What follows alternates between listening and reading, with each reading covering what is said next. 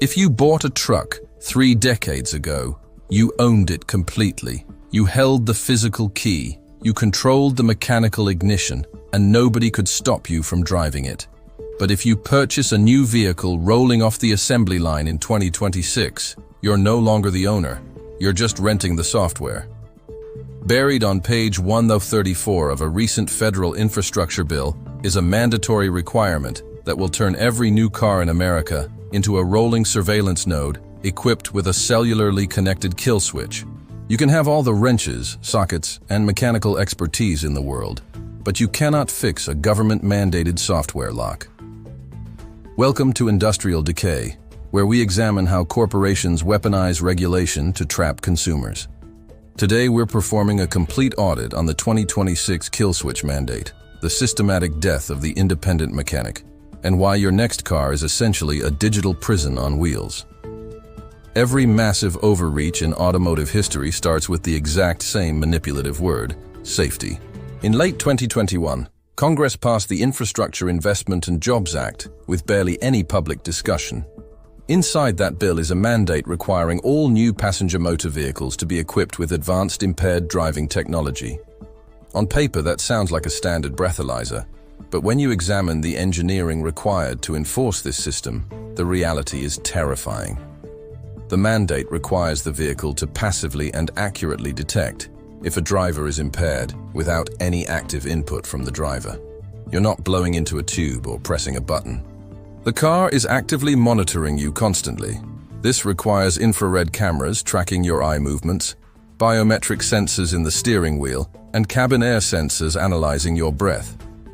If the vehicle's computer decides you're unfit to drive, or if the system simply glitches, which modern software does constantly, it will digitally sever the connection to your fuel pump or transmission. Your $90,000 truck is officially bricked. And here's what nobody in mainstream media is discussing. This technology has already been tested, and it has already failed catastrophically.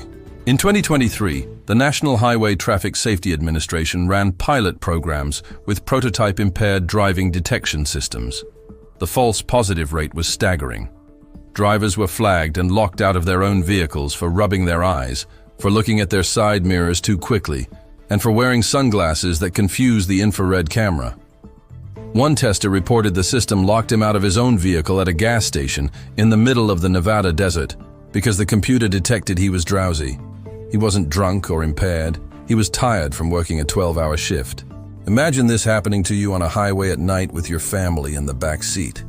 The car decides you blinked wrong, and it shuts down the engine at 65 miles per hour. That's not safety engineering. That's a liability nightmare wrapped in a federal mandate. To understand how we got here, you have to examine what automakers have been quietly doing to engines over the last decade. Just like the appliance industry replacing mechanical timers with cheap motherboards, the auto industry has completely eliminated mechanical linkages. Your gas pedal is no longer connected to a throttle body by a cable. It's drive-by-wire. Your shifter isn't connected to the transmission. It's shift-by-wire. Your brakes are quickly moving to brake-by-wire systems. Every physical connection between you and the machine has been replaced by a computer signal that can be intercepted, overridden, or shut off remotely. Your car is now a 7,000-pound smartphone on wheels. Because all new vehicles come with a mandatory cellular connection, the manufacturer has a permanent backdoor into your engine's computer. The hardware for a kill switch is already installed in every new vehicle. The 2026 mandate is simply the government forcing automakers to write the code to activate it. If this sounds familiar, it should, because the farming industry already went through this exact fight, and they lost completely. In 2015, John Deere told American farmers that they didn't actually own their tractors. They argued in federal court that because the tractor's engine was controlled by proprietary software, the farmer had only purchased a license to operate the machine. If the tractor threw a software error, the farmer couldn't fix it himself. He couldn't plug in his own diagnostic tool. He couldn't reset the code. He had to call a John Deere certified technician, pay $200 an hour, and wait sometimes for days while his crops rotted in the field. A Montana wheat farmer testified that he lost an entire harvest, $80,000 in grain, because his combine locked itself into diagnostic mode during a software update, and the nearest dealer was 4 hours away. John Deere didn't apologize or change their policy. They said the farmer should have scheduled the update during the off-season. That's the future of your car. The infrastructure bill isn't inventing a new idea. It's copying John Deere's business model and making it federal law. You might be asking why the big automakers aren't fighting this federal overreach. Why are they complying so easily? Because they desperately want the kill switch. The auto industry is facing a massive financial crisis right now. Dealership lots are overflowing with $80,000 vehicles that middle-class Americans cannot afford anymore. Auto loan defaults are skyrocketing to levels not seen since the 2008 financial crisis. Historically, repossessing a vehicle costs a bank thousands of dollars in towing and recovery fees. But with a remote kill switch, a bank executive in New York can click a mouse and instantly brick a pickup truck parked in a driveway in Texas. No repo man needed. No confrontation, no cost. Your truck just stops working one morning and you get a text message telling you to surrender the vehicle.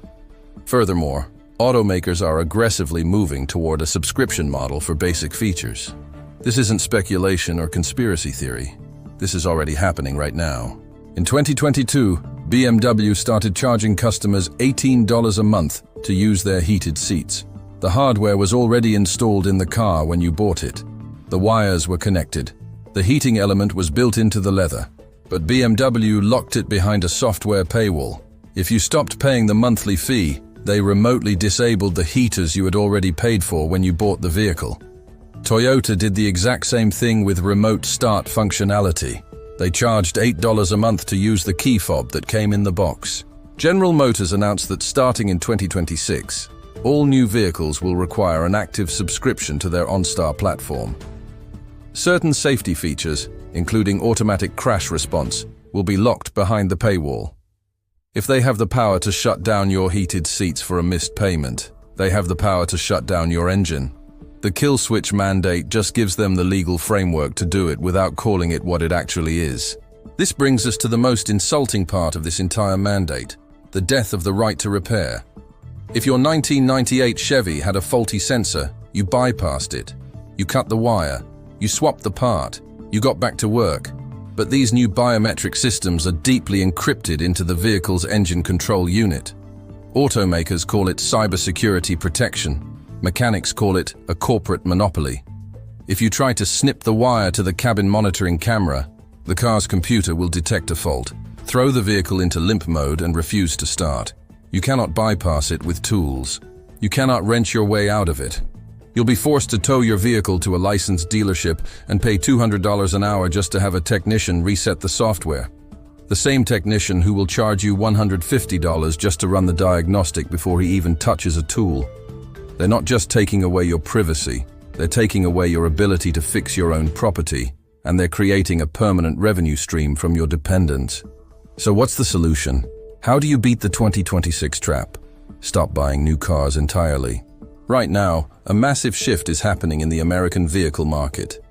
Smart buyers, mechanics, and blue-collar workers are realizing that the golden era of the automobile is over.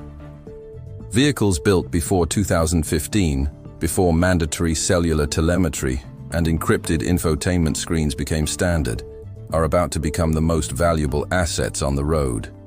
We're entering the era of the dumb car premium. Here's what the smart money is buying right now. From 2003 to 2007, the Chevrolet Silverado with the 5.3-liter V8 engine, mechanical throttle body, no cellular connection, and parts at every auto store in America for under $50.